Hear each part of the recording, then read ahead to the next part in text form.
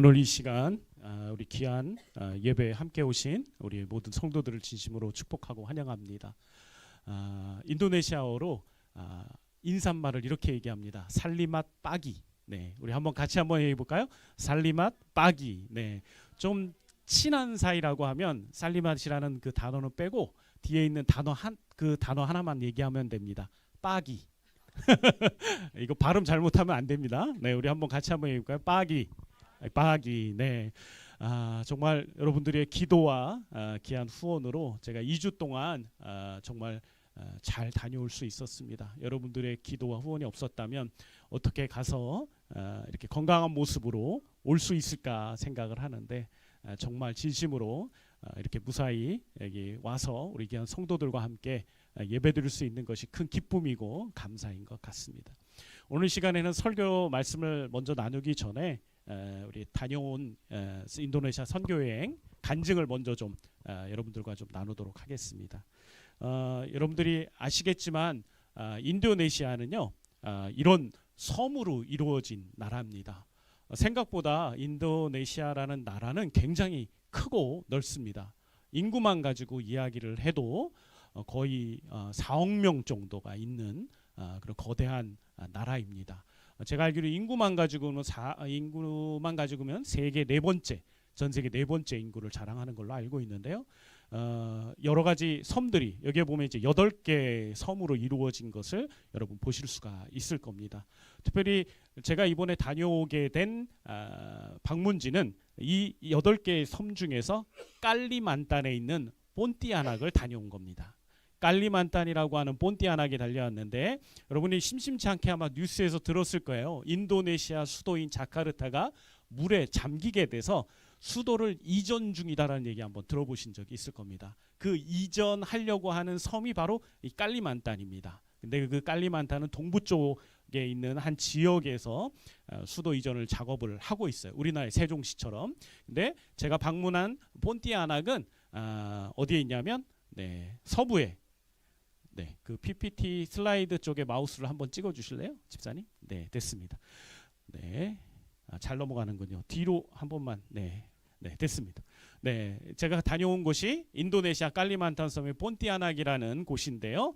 이게 깔리만탄 섬의 서부에 있는 일반적으로는 보르네오 섬이라고 여러분 들어보신 적이 있을 거예요. 옛날에 보르네오 가고 여러분 들어보신 적 있죠? 오래전에 그 나무가 많이 풍성한 밀림 지역인 지역입니다. 이곳에는 오랑우탄도 살고 있고 거의 뭐 울창한 숲이 있어서 많은 사람들이 숲에서 생활을 하고 있습니다. 특별히 이 지역에는 다약족이라고 하는 사람들이 있는데 굉장히 평화를 사랑하는 그런 민족의 사람들이 주로 많이 살고 있습니다. 이 지역에 바로 배성현 선교사님이 사역을 하고 계셔서 제가 이 지역을 다녀왔던 것입니다. 이건 인천공항에서 출발하기 전에 찍은 사진입니다.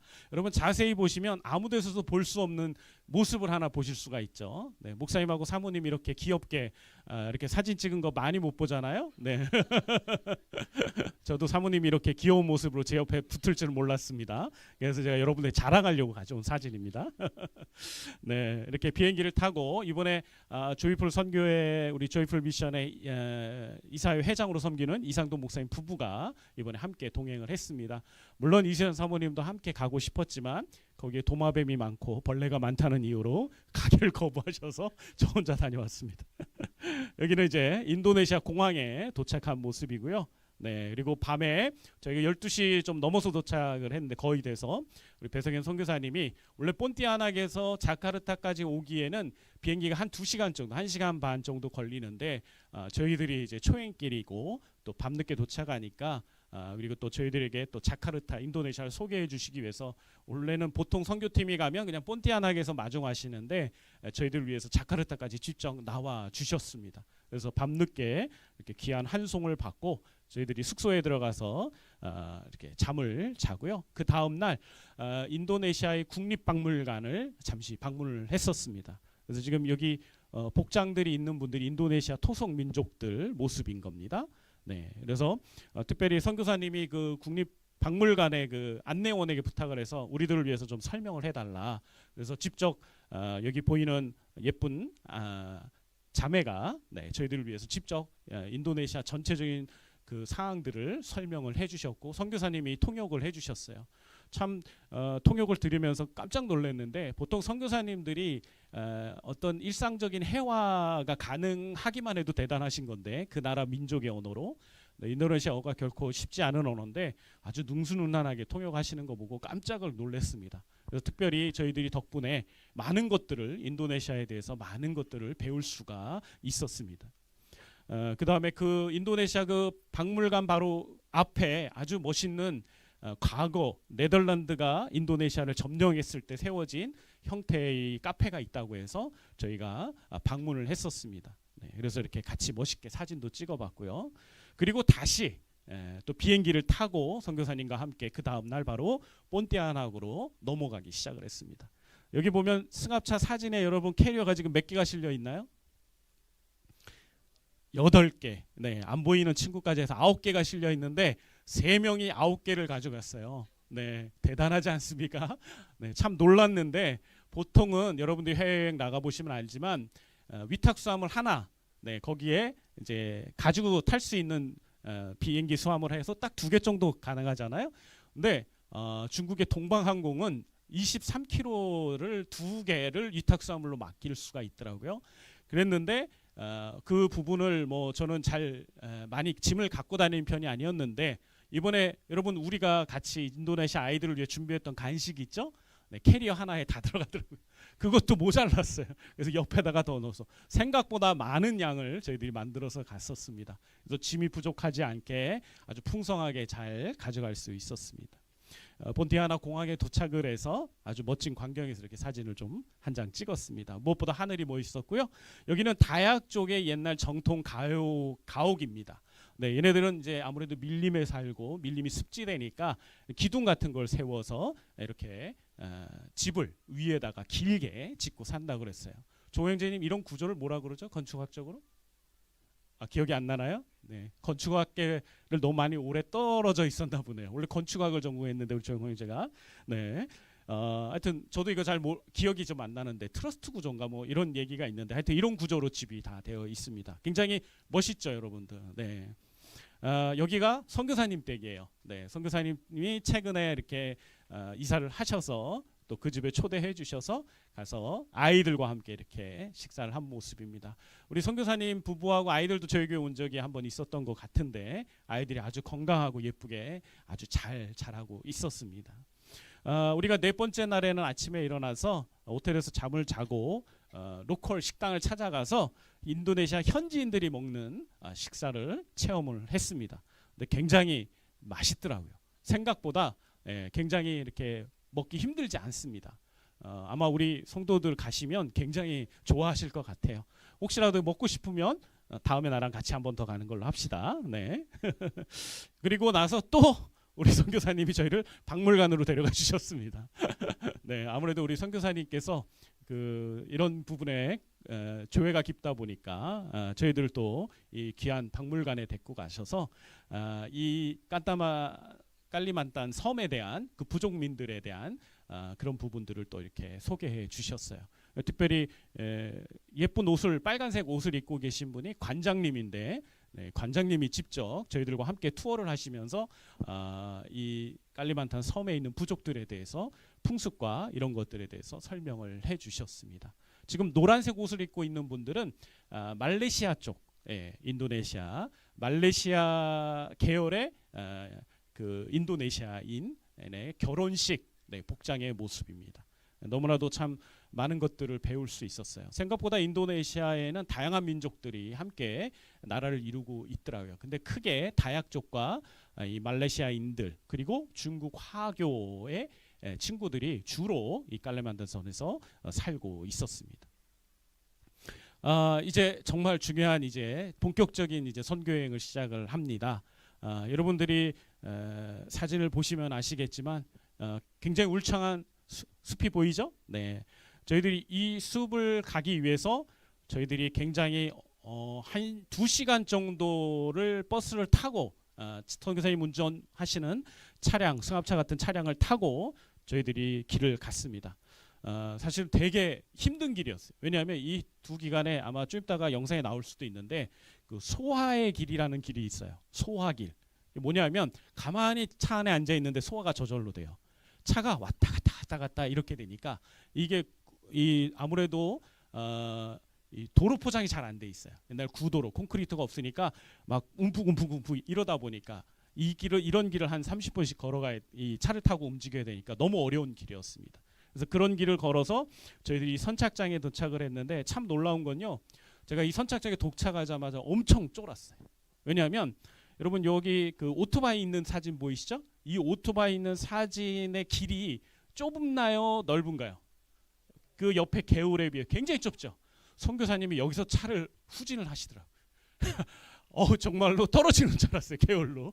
네, 엄청 무서웠습니다. 네, 근데 이 좁은 길을 막 이렇게 운전하셔가지고 주차를 하시고 만약에 이 좁은 길이 없었으면 저희가 다시 본티아노로 들어가야 되는데 다행히 이런 길이 있어서 주차를 하고 선착장에서 배를 타고 갔습니다. 여기 보이면 배가 큰 배가 보이죠? 저희들이 그 배를 탄 게 아니라 맨 밑에 보면 약간 보트 같은 거 있어요. 요거 보이시나요? 요 위에? 요거 보이시죠? 요런 조그만 보트를 탄 겁니다. 네. 제가 선교사님한테 얘기했습니다. 구면조끼는 없나요? 근데 당연히 없더라고요. 네. 무척이나 무서웠습니다. 우리 한번 밀림을 향해 한번 떠나 보실까요? 영상으로 제가 준비를 했는데요. 네. 소리가 안 나오는 건 이해를 좀 해 주십시오.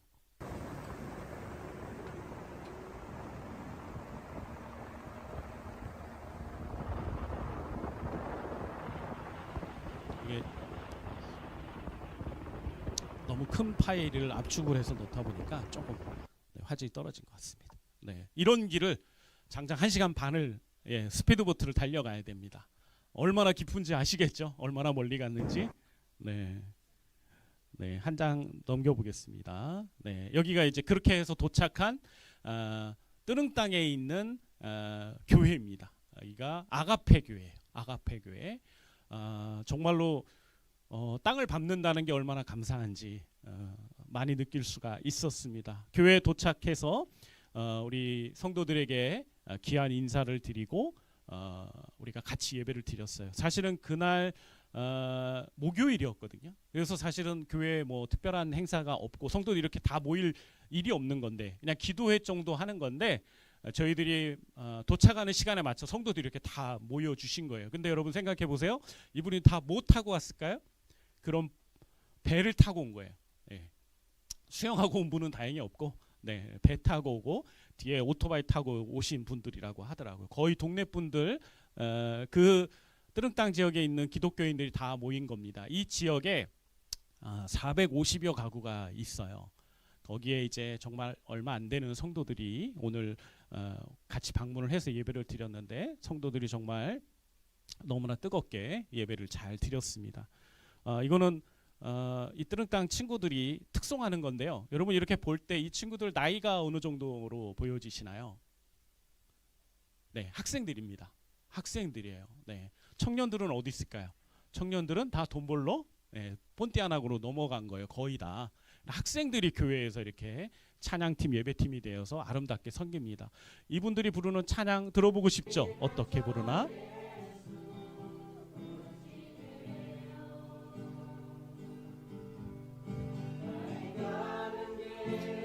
눈치채셨나요? 한국말입니다. 네, 저희 한국에서 온다고 이분들이 자발적으로 목사님한테 목사님 저희들이 특송하고 싶습니다. 그리고 그 자신들의 언어로 먼저 앞부분 부르고 뒷부분에 한국말로 이렇게 불러준 거예요. 저희들이 갑자기 생각지도 못한 이 한국말 찬양을 들을 때 우리 같이 가신 사모님 두 눈에서 눈물이 이렇게 뚝뚝 떨어지셨다. 너무 잘하지 않나요? 발음이 너무 좋았습니다. 시간이 없어서 제가 이거 나중에 또 교회 카톡에 올려드린 걸로 하고 넘어가겠습니다. 네, 이게 끝나고 나서 기도 모임 끝나고 우리 아이 성도들과 함께 사진을 찍은 겁니다. 너무나 복된 예배였어요. 이건 뭘까요? 예배 마치고 나니까 밤이 됐어요.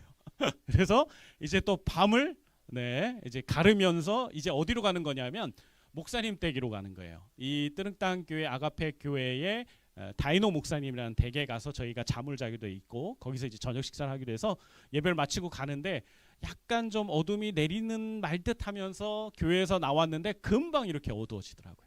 한번 영상을 잠깐 보시겠습니다.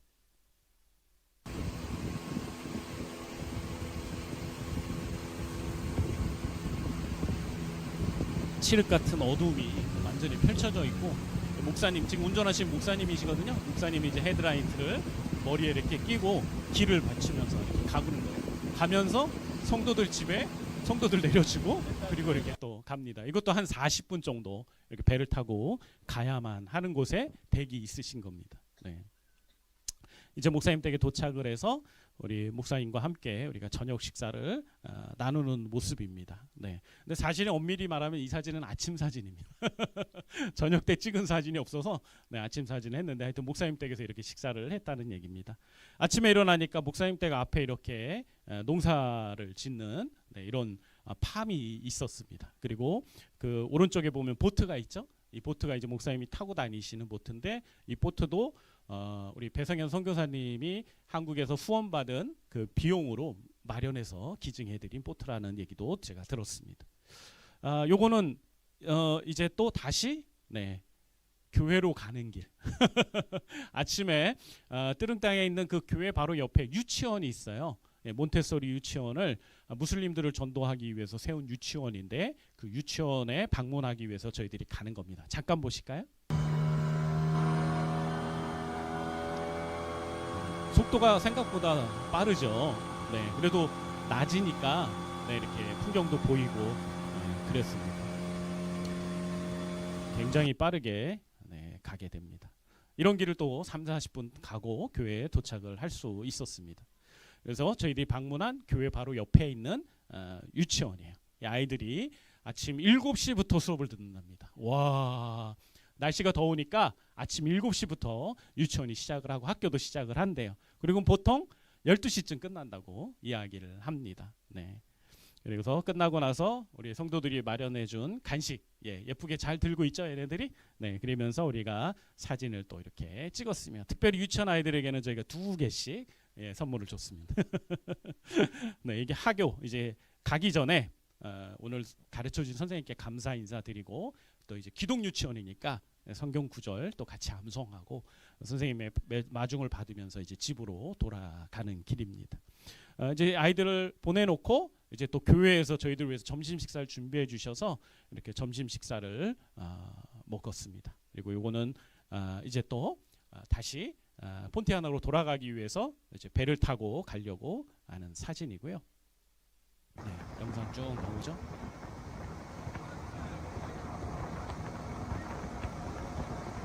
사실은 이게 영상이 제가 여기는 조금 화질이 좀 괜찮은데 하늘이 너무 이쁘지 않나요? 네. 처음에는 되게 무서웠어요. 배를 탈 때 구명조끼도 없이 엄청 빨리 가지 마음이 무서웠는데 저 하늘을 보면서 모든 게 다 힐링이 됐습니다. 와, 멋있다. 네, 그리고 그 다음 날 이렇게 몇 번씩 탔으니까 너무 편하고 재밌는 거예요. 네, 배 타는 게. 그러면서 우리 성도들 데리고 꼭 한번 가보고 싶다 이런 생각을 꼭 가졌습니다. 한근 형제님. 네. 왜냐면 우리 나이 드신 분들은 모시고 가기 어려울 것 같고 젊은 친구들이 가야 돼서 네. 이게 이제 바로 선착장에 다시 도착을 한 겁니다. 여기 사진에 안 나왔지만 이 선착장에서 배를 타기 전에 한 2시간 또 가야 되니까 화장실을 들려요.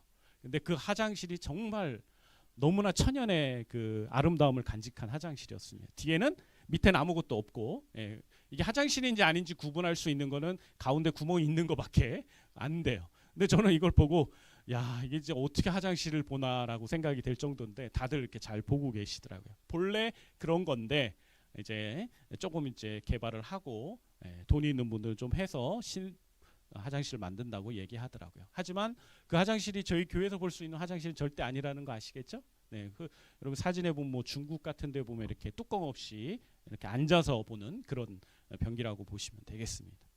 네, 이게 소화의 길입니다. 이거는 뭐 저희가 일부러 하는 게 아니에요. 이렇게 갈 수가 없어서 계속 흔들리는 이런 비포장 도로를 저희들이 30분 이상 이렇게 가야 되는 겁니다. 그날 저녁에 우리 또 선교사님 가족들하고 같이 만나서 식사하고 이제 헤어지게 됐습니다. 그리고 그 다음 날 토요일 날인데요. 배성현 선교사님이 하고 있는 귀중한 사역 중에 하나가 뭐냐면 한국에서 파송된 폰티아나계 선교사님들을 모아서 선교사 자녀들을 위한 학교를 만든 거예요. 토요 학교를. 근데 이게 엄청나게 귀한 사역입니다. 왜냐하면 여러분들이 잘 모르겠지만 지금 우리가 아이들을 키우는 것도 힘들지만 선교지에서 아이를 키우는 건 더 어려워요. 아이들이 친구가 없잖아요. 말이 통하지 않는 친구들이기 때문에 너무 어렵고 이 한국적인 감성이 있는데 이게 인도네시아 친구들이나 선교지의 아이들은 잘 통하지 않는다는 거죠. 피부색도 다르고. 그래서 왕따 당하는 일도 있고 또 대화도 없어 친구도 없고 막 굉장히 어렵기 때문에 사실 많은 선교사님들의 자녀들이 교육에 실패해서 굉장히 어려운 일들 많이 경험하게 됩니다. 그런데 감사하게도 배성현 선교사님은 이렇게 한국에 있는 선교사들 교단을 초월해서 선교사들과 교제하면서 우리가 함께 자녀들을 위해서 이 아이들의 커뮤니티를 만들어주자, 공동체를 만들어주자 하고서는 이 선교사 자녀 학교를 열으셨는데 지금 너무나도 귀하게 잘 사역을 하고 계세요. 이 학교에 가장 나이든 선교사님이 바로 배성현 선교사님이에요. 가장 오래 있었던 선교사님이 배성현 선교사예요. 그 말은 뭐냐면 몇 년이 못 돼서 철수한다는, 너무 힘들고 환경이 척박하다 보니까. 근데도 우리 배성현 선생님은 그 땅에 지금 10 몇 년을 이상을 한결같이 그 땅에서 섬기고 계신 겁니다. 그러면서 자녀들도 잘 이렇게 배려하고 가정도 너무나 행복하게 잘 이렇게 하고 계셨어요. 그래서 가정이 너무 행복해 보이다는 느낌을 많이 저희들이 받았습니다. 그래서 특별히 이 선교사 자녀 학교에는 우리 아이들이 예배를 전체를 다 인도합니다. 부모님들은 뒤에 있어요. 충분히 선교사님들 하면 더 잘할 수 있잖아요. 하지만 아이들이 하나님을 직접 만나고 하나님을 경험하게 하기 위해서 아이들이 직접 찬양, 콘티, 악기 연주 모든 순서를 아이들이 다 맡기고 합니다. 근데 너무너무 좋았어요. 제가 예배드리면서 마음에 그 벅차오르는 그 감격 때문에 정말 행복하게 이 학교에서 설교하면서 메시지를 전하면서 그들을 격려할 수가 있었습니다. 마치고 나서 이렇게 선교사님들과 아이들과 이렇게 사진을 찍었습니다. 아이들 표정이 너무 밝지 않나요? 다른 선교지에 가면 아이들의 표정이 이렇지 않아요. 굉장히 우울하고 힘듭니다. 근데 이 아이들은 정말로 이런 표정을 짓고 있는 게 얼마나 감사한지 모르겠어요. 더 감사한 거는 이렇게 모여 있는 곳이 예배당이 아니에요. 여기가 식당입니다. 인도네시아에 있는 한국인이 운영하는 한식당인 거예요. 근데 거기서 그 식당 주인께서 이 모임을 위해서 이 3층인데 이 3층을 빌려주신 거죠. 그냥 음식만 먹는 걸로 하고 대여비 안 받고 이 장소를 선교적으로 이렇게 선교사님들에게 오픈해 주신 거예요. 전 그걸 보면서도 참 많은 걸 깨달았습니다. 그래, 선교란 이런 거지. 선교사님만이 아니라 성도들도 그 땅에 가서 그곳에서 사역을 하면서 살면서 나누고 공유하고 같이 베푸는 이것이 진정한 선교가 아닌가 생각이 됩니다.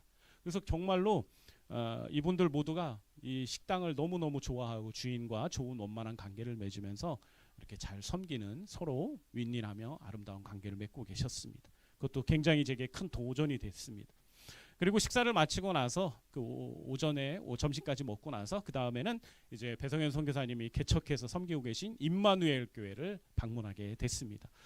이거는 폰티아나에서 좀 더 안쪽으로 이렇게 시골 밀림으로 조금 더 들어가야 되는 학교에 있는데, 특별히 이 마을은 이제 다약종 마을의 공동체예요.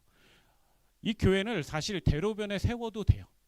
차길이 잘 가는 대로변에 교회를 세워도 되는데, 처음 이 교회를 세울 때 우리 배 선교사님과 이 교회에 그 함께 개척한 삐까 형제라고 있는데 지금은 신학생인데, 그 형제님과 함께 비전을 나누면서 우리가 한 마을을 섬기는 교회가 됐으면 좋겠다.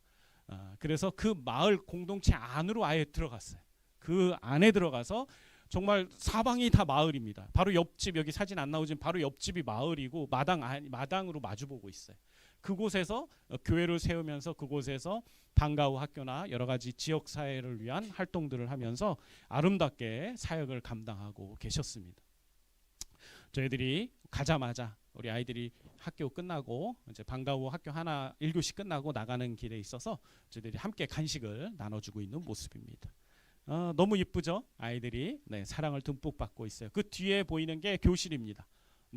참 이렇게 따뜻한 공동체를 예쁘게 만드셔서 이렇게 귀하게 아이들 양육을 도와주고 있었어요. 대부분 인도네시아 이 본티아나크에 있는 밀림 지역에 있는 아이들은 제대로 된 교육을 받지 못하고 자란답니다. 그래서 이들을 위한 교육에 특별히 임마누엘 교회가 선교사님과 함께 여러 사역들을 하고 계셨어요. 특별히 나중에 좀 더 얘기하겠지만 이 인도네시아에는요 중국계 화교 출신의 그 사람들이 많이 살고 있어요. 엄청 많은 건 아니에요. 그래봤자 뭐 한 4% 정도 살고 있는데 중요한 건 뭐냐면 이 친구들이 아시지만 전 세계적으로 화교가 가지고 있는 경제력이라는 게 유대인들만큼이나 힘이 있거든요. 그러니까 인도네시아 경제의 거의 90%를 좌지우지한다 그러더라고요. 네, 그래서 많이들 이렇게 살고 있고 영향력을 미치고 있는데 하나님께서 참 우리 배선교사님을 잘 준비시켜 주셔서 원래 선교사로 헌신하기 전에 원래 중국어를 전공하셨어요. 중문학을 전공하셔서 굉장히 능숙하게 중국어도 하실 수 있는데 인도네시아 선교지에 가서 지금은 이제 중국어 아이들에게 가르쳐 주고 있는 모습입니다. 네. 여기가 주일 예배 그 다음 날이에요. 그 다음 날 토요 방과학교 끝나고 그 다음 날 주일 예배에 저희들 함께 예배 마치고 나서 함께 기념사진 촬영한 모습입니다. 원래 모든 성도들이 다 모인 게 아니라 다 모였고 또 뒷줄에 보면 젊은 부부들이 있는데 이분들은 이웃 주민이에요. 근데 교회 예배에 그냥 오신 거예요. 왜 오셨냐면 이제 이 신학생들이나 성도들이 전도한 거예요. 우리 교회 내일 한국에서 손님들 오신다. 한국에서 누가 오시는데 한번 같이 예배드리면 어떠냐 했더니 이분들이 기꺼이 6분이나 되는 분들이 오셨다고 이야기를 하시더라고요. 그 말은 무슨 말이냐면 이웃 주민들이 교회를 좋아한다는 얘기예요. 이웃 주민들에게 교회가 매우 유용한 곳이 되고 있어서 그들이 필요로 하고 좋아한다는 곳이죠. 사실 한국에서도 교회가 교회로서의 선한 영향을 갖추기 위해서는 이 지역사회 안에서 꼭 필요한 교회가 되어야 됩니다. 근데 우리 교회가 그런 역할들을 차츰 가져갈 거라고 생각하는데 앞으로 교회가 이 시대 가운데 그런 사명들을 좀 감당할 수 있었으면 좋겠습니다. 이건 잠시 성도들에게 인사 말씀 드리는 사실이고요. 이거는 우리 함께 가신 김선 사모님께서 주일학교 아이들을 위해서 말씀을 또 가르쳐 주신 모습입니다. 특별히 이번에 저는 학생부에서 주일날 설교를 하고 사모님은 주일학교 설교를 했는데 통역들을 그 선교사님 배선교사님 자녀들이 다 했어요. 처음으로 그들도 처음으로 통역을 본인들이 했어요. 근데 제가 볼 때 아주 훌륭하게 잘 했습니다. 잠시 우리 또 이 인도네시아 친구들의 특성 한번 들어보시죠.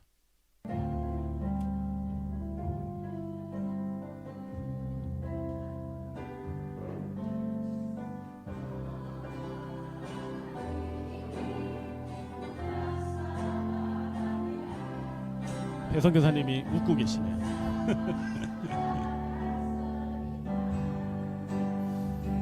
우리 하얀 민무늬 줄무늬 우리 배선교사님 큰 딸입니다. 우리 검은색 옷을 입은 친구는 여기 지금 인턴십을 하고 있는 신학생이에요. 네, 그 옆에 남자애는 배선교사님 막내 아들. 네, 기타 치는 친구는 배선교사님의 둘째 아들 승훈입니다. 그리고 피아노 치시는 분이 여기 교회 임마누엘 교회 신학생이고 또 앞으로 담임 목사가 되실 빠기 형제님이라고 하는 분이십니다.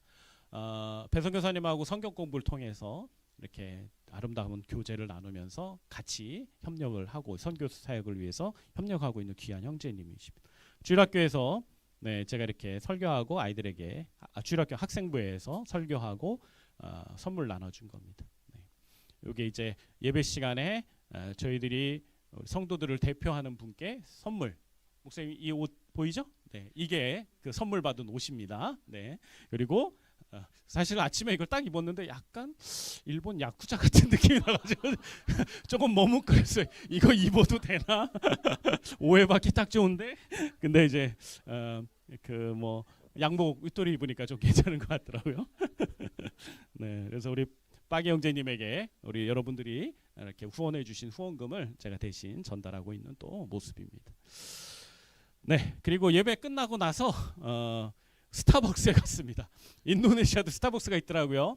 한 3군데 본티아나크에 한 3군데 있다는데 이 가게 된 이유가 뭐냐면 이 인도네시아 선교 여행 중이라는 걸 이제 페북에 제가 올려서 이제 여러 친구들과 이제 나눴는데 필리핀에 있는 김파울 선교사님이 갑자기 카톡을 보내오셔서 목사님 더운데 얼마나 고생이 많으시냐고 시원하게 일행들하고 커피 한잔 하시면 좋겠다고 그리고 후원금을 또 보내주셨어요. 그래서 커피를 어디를 가서 마시면 좋겠냐고 애들한테 물어봤더니 애들이 여기를 가자고 해서 애들이 여기 와서 먹어봤습니다. 근데 그걸 알았어요. 제가 중국에서도 잠깐 경호하면서 스타벅스 들려봤고 인도네시아 들려봤는데 스타벅스 가격은 대한민국하고 다 똑같더라. 오, 엄청 비싼 거죠. 네. 인도네시아 같은 경우나 중국도 저희 나라보다 화폐 그게 한 5배 정도 저희 나라가 센 건데 가치가 그 정도 가격이니까 굉장히 아무나 못 가는 그런 커피숍이었습니다. 그래서 기념으로 남겼습니다. 선교사님이 사주신 거 보고해 주냐고 찍은 사진이었고 그 옆에는 여러분 뭔지 아시겠습니까? 바로 적도의 탑이라는 거예요. 본티아낙이 딱 적도에 있어요.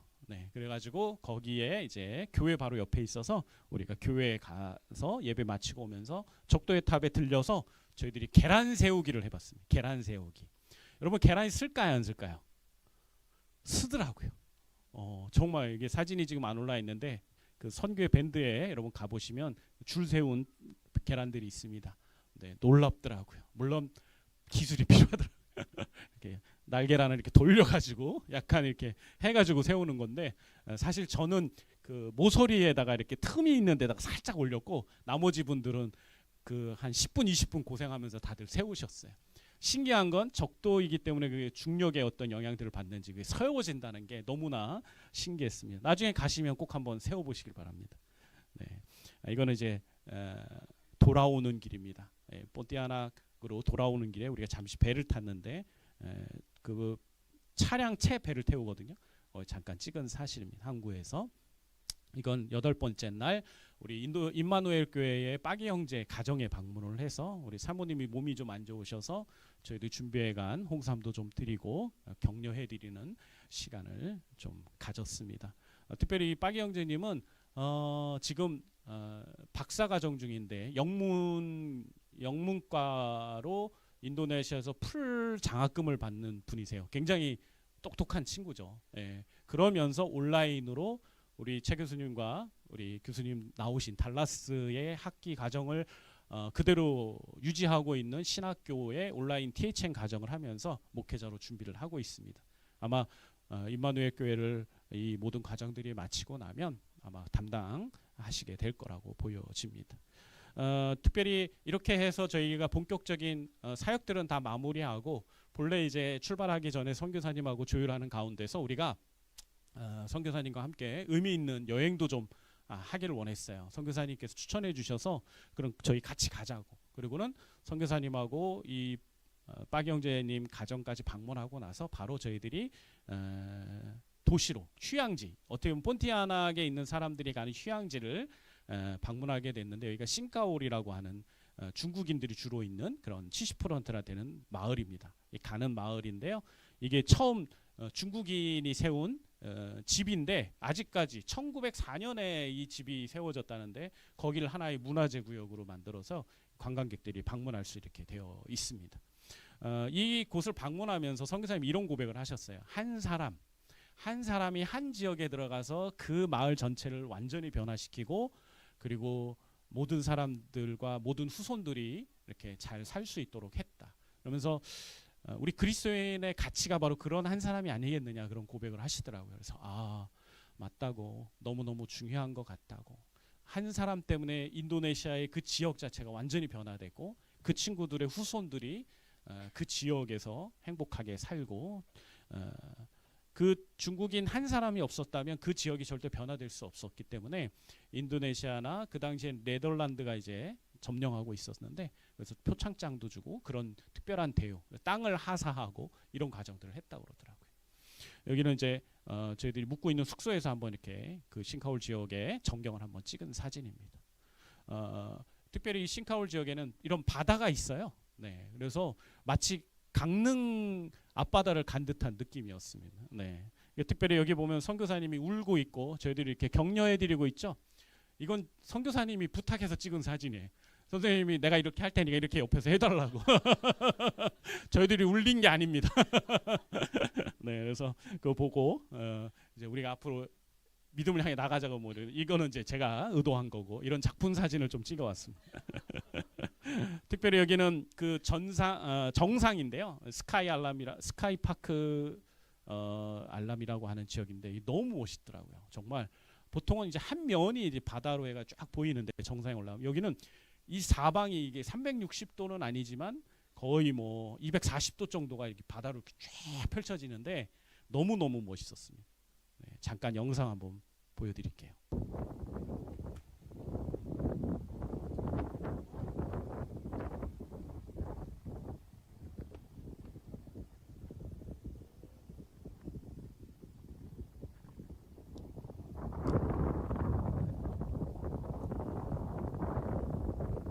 우리 선교사님하고 가족들이 1년에 한 번 정도 이렇게 방문을 해서 답답했던 마음들 푸는 장소라고 소개를 해주셨습니다. 그 다음에 오는 길에 저희들이 한 농장에 방문을 했습니다. 이 농장이 지금 제가 사과처럼 까놓은 거는 구아바라는 거고요. 여러분 아시나요? 구아바 굉장히 바삭바삭하고 맛있는 과일입니다. 사실 여기가 아보카도 농장입니다. 아보카도 농장인데 이렇게 입장료를 받고 들어가게 해요. 그 대신 입장료를 받으면 음료를 무료로 주는 그런 공장인데 경치가 굉장히 멋있었던 곳입니다. 선교사님이 이렇게 쉬는 장소를 함께 공유하는 것도 의미가 있었어요. 그 다음에 이제 오는 길에 그 싱카올의 가장 큰 최근에 세워진 불교 사원인 겁니다. 거긴 중국인들이 70% 살고 있으니까 이 불교 사원이 굉장히 크게 지어졌어요. 제가 볼 때 이거는 거의 올림픽 공원에 세워져 있는 큰 문 있잖아요. 네, 그 정도 크기로 세워진 겁니다. 그러면서 폰티아나크로 돌아오면서 저희들이 기독 고등학교를 방문했는데 이 기독 고등학교는 신학 고등학교라 그래요. 신학 기독 고등학교라는데 인도네시아에 이런 신학 고등학교가 170여 개가 있대요. 170여 개가 있어서 이 고등학교를 졸업한 친구들이 나중에 교계의 목회자가 되거나 아니면 학교의 종교 교사가 되는 일들을 할 수 있도록 정부에서 인정하고 그리고 지도해 주는 학교라고 합니다. 근데 여기에 입학을 하면 고등학교인데 신학을 60%를 교과 과목의 60%를 신학 공부를 한대요. 이 친구들이 신학 대학교를 가면 탑이랍니다. 이런 고등학교를 졸업한 친구들은 그래서 열심히 또 한다고 공부들을 하고 여기는 완전한 기숙세제로 저희 이천 신학교처럼 이루어지기 때문에 아이들이 보통 3년제잖아요. 고등학교니까 3년 동안 집을 안 간대요. 왜 안 갈까요? 여기가 더 좋은 거예요. 여기 있으면 밥도 주고 더 좋은 건 뭐냐면 등록금이 없어요. 있는데 등록금은 면제고 식비를 받는데 식비가 우리나라 돈은 한 5만 원 되는데 한 학기인가 한 달인가 그렇게 되는데 못 내도 아이들을 내쫓지 않는답니다. 그러니까 아이들이 3년 동안 저 밀림에서 살던 온 친구들인데 학교가 너무 좋아서 학교 떠나지 않는다고 이야기를 하시더라고요. 특별히 여기서 키운 아이들이 졸업한 친구 나중에 그 북쪽에 있는 밀림 지역의 교회의 목회자가 되고 또 그곳에 파송돼서 사역들을 할 수 있게 인도네시아 수많은 섬들이 있잖아요. 그 섬들에 가서 목회를 할 수 있는 그렇게 비전을 품고 세워진 학교입니다. 근데 참 감사한 거는 이 학교가 굉장히 땅이 넓어요. 제가 잘못 들었는지 모르나 1만 7천 아닌가 한 1만 평 정도 되는 것 같은데 학교 부지가 이 학교를 세운 교회가 어디냐면 본티아나크에 있는 중국계 교회예요. 인도네시아에서 대기업의 총수는 거의 다 중국인입니다. 중국계 인도네시아인들이고 거의 뭐 40명 중에 24명이 중국인이라는 것 같은데 하여튼 엄청난 중국계의 자본들이 있는데 그 중국만 돈을 많이 갖고 있는 그 중국인들이 세운 본티아나크에 큰 교회가 있는데 그 교회가 자신들의 민족 중국계 민족이 아니라 다른 민족을 구원하기 위해서 학교를 세운 거예요. 그리고 이 학교를 통하여서 그 북쪽에 있는 밀림에 있는 많은 교회들에게 목회자를 파송하는 일을 하는 아주 선교적으로 의미 있는 그런 학교였습니다. 매년 우리나라 돈으로 3억 원 정도의 예산을 이 학교를 위해서 그 교회가 드린다고 해요. 우리 신학교도 아직 누군가가 매년 3억 원 이상 내는 후원하는 교회가 없어요. 근데 한 교회가 그 일들을 감당하고 이 학교에서는 아이들을 가르칠 뿐만 아니라 선교원, 그러니까 작은 유치원 같은 거를 밀림 지역에서 우리 배성현 선교사님처럼 뜨릉땅 유치원처럼 하는 거고 그리고 또 목회자 훈련원도 같이 귀한 사역을 하고 계셨습니다. 우리 배성현 선교사님과 함께 매주마다 모여서 기도 모임을 하는 좋은 믿음의 친구고 또 동역을 하고 있는 그런 아름다운 관계였습니다. 여기는 이제 그날 저녁에 함께 식사하러 간 곳이에요. 우리 선교사님 가정이 자주 너무나 좋아하고 아이들이 좋아하는 곳인데 제페니스라고 되어 있거든요. 이게 초밥집입니다. 초밥집. 네, 초밥집이 있더라고요. 너무 신기했고 앞에 보면 오토바이가 정말 많이 있잖아요. 많은 사람들이 정말 인도네시아 친구들이 와서 먹고 있었습니다. 그리고 마지막으로 이제 다 끝나가는데 여기가 까릴리마스라고 하는 교회입니다. 우리 최정기 목사님도 5년 전에 2018년인가요? 하여튼 이 인도네시아 단기 선교를 가신 적이 있어요. 불광동교회 청년들 데리고. 그때는 이런 교회의 모습이 아니었고 굉장히 허름한 교회의 모습이었습니다. 그런데 지금 교회가 새롭게 이렇게 건축이 된 교회인데요. 여기 한번 보시면 옛날 집이도 교회였어요. 네, 잠깐 보일 거예요. 옛날 교회의 모습. 이게 집이자 교회였던 곳입니다. 옛날 교회고요. 이렇게 지금 여기가 깔리마스. 지금 새롭게 지은 교회입니다. 네. 깔리마스 교회입니다. 사모님과 목사님에게 저희들 격려를 좀 하고 같이 이렇게 마지막 사역을 인도네시아에서 마지막 선교 방문을 하고 그리고 다시 이제 식사를 밖에 나와서 또 식사를 하고 왜냐하면 현지인들에게 식사를 대접해달라 어려운 교회인데 부탁할 수 없어서 저희들이 그냥 밖에 나와서 같이 식사를 한국 식당 그 토요 선교사 자녀들 모이는 데 있죠 거기 와서 저희들이 함께 김밥과 라면을 먹고 그리고 공항으로 왔습니다. 그리고 이렇게 타고서 이제 이렇게 선교행을 잘 마치고 돌아올 수 있었습니다. 이제 설교해야 됩니다. 네, 보통은 이 시간이면 설교가 끝날 시간이죠. 네, 그래서 오늘 설교는 좀 짧고 굵게 제가 준비를 했습니다. 사실은 오늘 설교 내용은 여기 뒤에 있는 현수막이 답니다. 여러분 오늘이 아시지만 고난 주일이잖아요. 오늘은 종료 주일이고 이제 이 주간이 이제 고난 주일이라고 하는데 예수님이 우리를 위해서 달리신 그 십자가에 대한 그런 여러 묵상들을 하는 가운데 예수님의 십자가는 세상에서 가장 아름다운 선택이 아니겠는가라는 이 현수막을 보게 됐어요. 이 문구가 너무 제 마음에 큰 감동이 됐습니다. 그래서 여러분들하고 이 고난 주간의 말씀을 좀 나누고 싶어서 제가 준비를 했었습니다. 한 10분이면 끝나니까 여러분 물론 제가 설교 안 해도 여러분이 아마 큰 감동을 받았죠. 이미 인도네시아 선교복으로 큰 감동을 받아서 안 해도 되는 거 알아요. 하지만 그래도 이 한 주간 또 다음 주 부활주일은 우리에게 너무 중요하니까 우리 10분만 더 참읍시다. 아멘. 네, 잘 참아주세요. 제가 기념품 많이 가져왔어요. 맛있는 거 많이 사왔으니까 예배 끝나고 같이 나눌 테니까.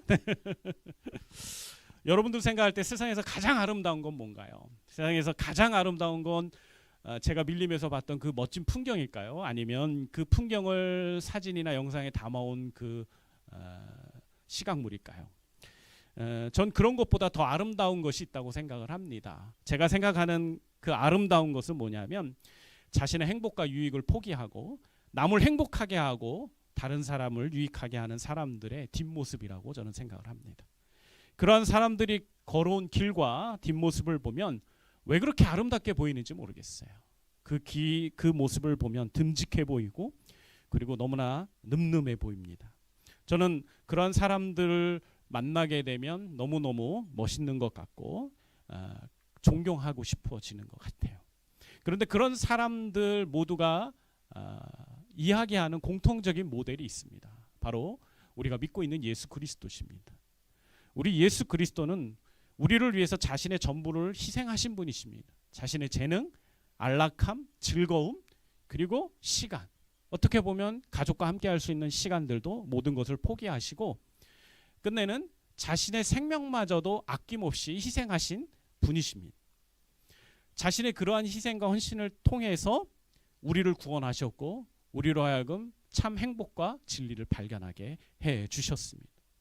그분의 헌신과 희생이 위대한 건 뭐냐면 그분을 존경하고 따르는 사람들만이 아니라 그들을 적대시하고 그를 배척하고 그를 비난하는 사람들에게까지도 예수님은 기꺼이 자신을 희생하셨다는 것입니다. 성경 어디를 봐도 우리 예수님께서 자신을 미워하고 싫어하는 사람들을 대적했다는 얘기 본 적이 없습니다. 우리 예수님은 우리 모두를 위해서, 공평한 이 세상에 존재하는 모든 인류를 위해서 기꺼이 그 어려운 선택을 하시고 십자가를 지셨습니다. 우리는 그 놀라운 희생을 세상에서 가장 아름다운 선택이었다라고 말할 수 있습니다.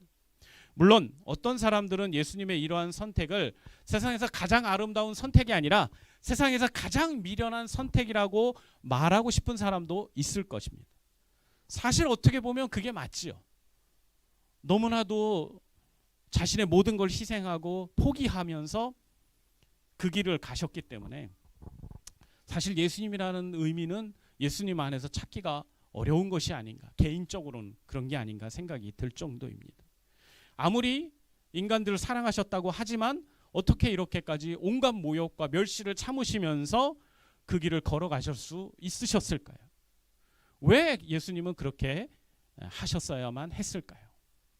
저는 이러한 질문에 대한 답변을 네, 그렇게 하실 수밖에 없습니다라고 말해야 된다고 생각합니다. 왜냐하면 우리를 구원할 수 있는 유일한 방법은 예수 그리스도가 십자가에서 죽으시는 것밖에 없었기 때문인 거예요. 하나의 죄도 없으신 그분이 십자가에서 죽으셔야만 우리의 죄 문제를 해결할 수 있는 유일한 방법이셨기 때문인 거죠. 예수님이 이러한 미련한 선택하지 않았다면 우리는 영영 이 죄악의 굴레에서 벗어날 수가 없었을 것입니다. 우리를 대신해서 예수님이 대신 욕먹고 대신 채찍에 맞고 대신 십자가에 달리셨기 때문에 우리가 지금 구원받을 수 있었다고 믿습니다. 그래야 우리의 죄가 해결될 수 있었던 것입니다. 그래서 예수님은요, 이 미련해 보이는 선택을 피하지 않으셨던 것입니다.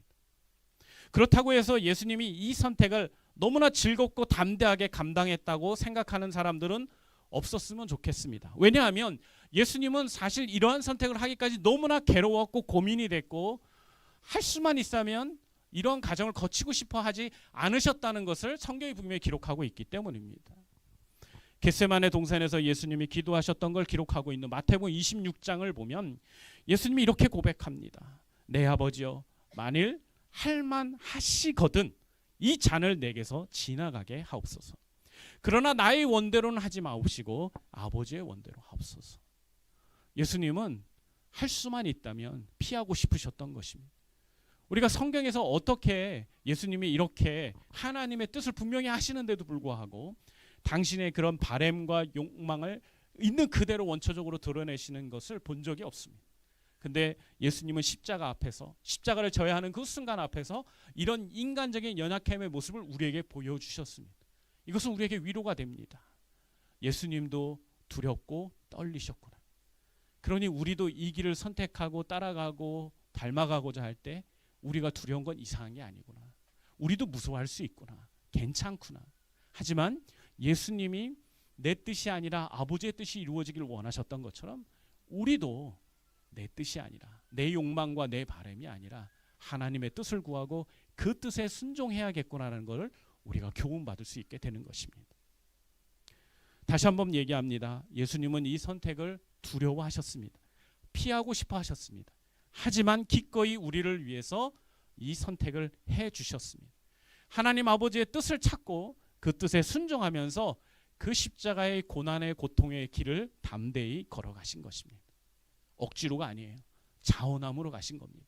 하나님의 뜻이니까 어쩔 수 없이, 이게 아니었다는 얘기입니다.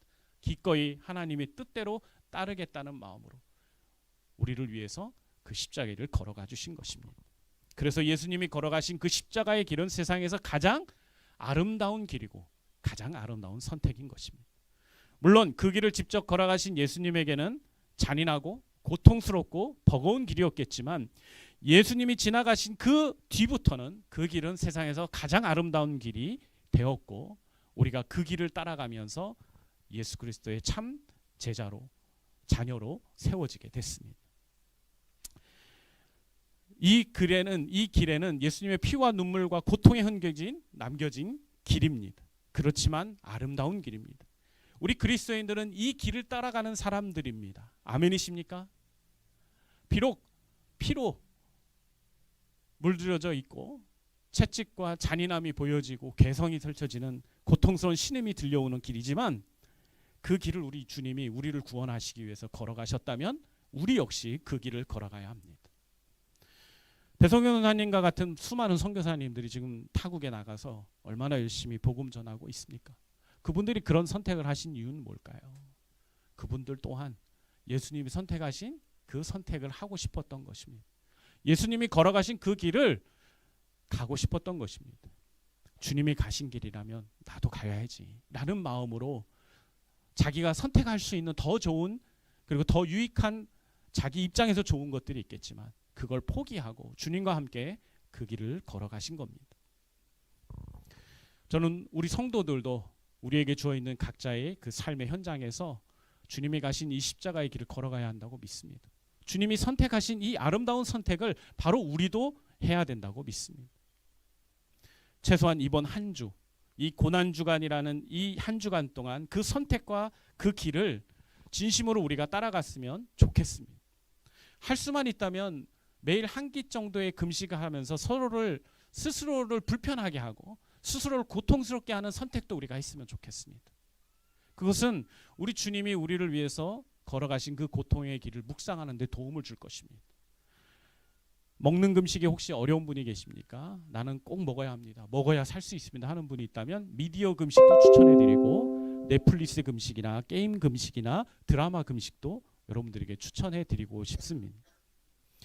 금식을 하면서 예수님이 우리를 구원하기 위해서 인내하시고 고통을 이기셨던 그 순간을 여러분 묵상하시길 바랍니다. 그리고 내가 받은 구원의 가치가 얼마나 대단한 것인지를 다시 한번 생각하면서 하나님께 감사와 영광을 올려드리는 우리들이 되었으면 좋겠습니다. 그러면 이제 이번 주 금요일 날 우리가 드리는 특별한 주의 만찬 예배와 주일날 또 우리가 맞이하게 되는 그 부활주일이 우리에게 더 큰 은혜로 다가올 것이라고 믿습니다. 제가 사실 이번 인도네시아 선교여행을 갈 때 마음 가운데 많은 두려움이 있었어요. 왜냐하면 저희들이 도착하는 그날이 무슬림의 라마단 기간이 시작되는 날이었어요. 한 달 정도를 매년 이렇게 갔는데 그때는 얘네들이 신경이 민감해집니다. 왜냐하면 밥을 안 먹거든요. 아침, 점심까지 안 먹습니다. 6시 딱 끝나고 나서 밥을 먹어요.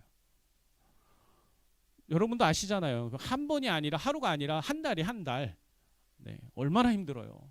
그러니까 그분들하고 어떤 갈등이 일어나면 굉장히 어려워지는 거예요. 사실 긴장하면서 갔고 우리 최 목사님에겐 따로 기도 부탁을 좀 드리고 갔는데 웬걸 가고 나니까 인도네시아 무슬림들은 굉장히 온건한 분이더라고요. 그래서 이분들은 이렇게 사람들에게 굉장히 이렇게 그 날카로운 그런 부분들이 아니라 되도록이면 이제 그 금식할 땐 집에 있고 네. 그리고 다른 사람들하고 불편한 일을 하지 않으려고 노력을 하고 배려해주고 이해해주는 그런 분들이 참 많이 있더라고요. 87%가 인도네시아의 무슬림들이 인도네시아 국민의 87%가 무슬림이니까 사실 굉장히 긴장했는데 다행히 아주 별일이 없었습니다. 근데 하지만 제가 그 라마단 기간을 보내는 무슬림들을 보면서 한 가지 깨달은 게 있었어요. 그분들이 여러분 하루에 그 메카를 향해서 몇 번 기도하는지 아세요? 5번을 기도합니다. 5번. 일을 하다가도 5번을 몇 분 정도? 한 15분 정도 한대요. 제가 물어봤더니 한 15분 정도를 칼같이 메카를 향해서 기도를 한다고 합니다. 근데 여러분 생각해 보세요. 5번을 지킨다는 게 쉬운 일이 아니에요. 칼같이 지켜요. 라마단은요 더 지켜요. 완전히 축제라고 생각하고 지킵니다. 이 친구들이요 금식하는 게 결코 쉽지 않잖아요. 정말 열심히 지킵니다. 그리고 저녁이 되면 해가 떨어진 저녁이 되면 음식을 먹는데 어떻게 하는 줄 아십니까? 자기 음식만 먹지 않아요. 배고팠던 사람들이 함께 음식을 먹을 수 있도록 공원 같은데 음식을 싸들고 갑니다. 그리고 펼쳐놔요. 누구든지 와서 먹으라고. 전 이 무슬림 이런 모습들을 보면서 우리 그리스도인들의 신앙의 모습은 어떠한가를 묵상할 수밖에 없었어요. 여러분 우리가 어떤 율법적으로 다가가려는 한 게 아닙니다. 우리도 5번 금식하자. 뭐 한 달 금식하 이게 아니에요. 금식 우리 고난주간 보내면서 매 끼 금식할 이런 율법적인 거로 가려는 게 아니라 그 의미를 우리가 잘 이해하자는 거예요. 예수님이 무엇 때문에 그 고통의 길을 거셨습니까? 예수님이 무엇 때문에 그 십자가의 길을 자신도 그렇게 피하고 싶었던 길을 순종하며 따라가셨냐고요. 우리를 구원하시기 위해서잖아요.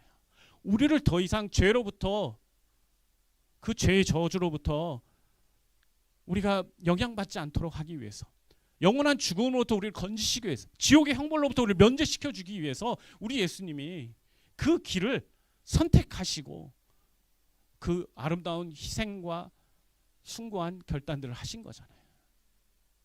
여러분, 우리가 조금 경각심을 가져야 합니다. 우리의 믿음과 신앙, 이 대한민국 이 잘 사는 나라의 우리 그리스도인들의 신앙은 너무나 많은 유혹들이 펼쳐져 있는 걸 우리가 인정해야 합니다. 눈을 잠시만 돌려도 우리를 타락시키기에 충분한 요소들이 너무나 많이 있어요. 공교롭게도 제가 인도네시아 선교여행 중에 한 연구소에서, 목회데이터 연구소라는 목회데이터 연구소에서 보내온 자료를 봤는데, 기독 청년들 중에 동거에 대한 그 부분을 70%가 인정을 한다 그러더라고요. 전 너무 충격이었어요. 사실 제가 청년 때는 그건 꿈도 못 꿀 일인데, 지금은 기독교라고 표명하고 있는 그 설문조사에 기독교라고 한 사람들의 70%가 동거를 찬성한다는 거예요. 이게 얼마나 지금 이 시대가 많이 바뀌었는지를 알아야 합니다. 여러분, 우리가 바뀌어야 합니다. 우리가 좀 더 경각심을 갖고 우리의 신앙을 정말 하나님 기뻐하시고 인정하실 수 있는 신앙으로 돌려놔야 합니다. 그러기에 이 고난주간이 정말 좋은 기회입니다. 이 고난주간과 이 부활주의를 우리 그리스도인들이 어떻게 보내느냐가 올 한 해 우리 믿음의 신앙의 농도와 질을 결정하는 거예요. 저는 우리 꿈을 싣는 성도들이 이 한 주간 보내는 동안에 좀 더 깨어 있기를 원합니다. 좀 더 하나님의 예수 그리스도의 그 은혜를 깊게 묵상하면서 주님이 담대히 그 길을 가셨다면 나도 불편하고 힘들고 손해봐야 되는 자리지만 내가 결단하고 그 길을 따라가겠다라고 결정하는 우리 성숙한 우리 믿음의 자녀들이 되었으면 좋겠습니다. 그런 자들에게, 그런 사람들에게 하나님이 예비하신 은혜가 있을 거라고 믿습니다. 이 시간에 우리 다 같이 일어나셔서 우리 찬양하고 오늘 예배를 마무리하는 시간을 좀 갖겠습니다.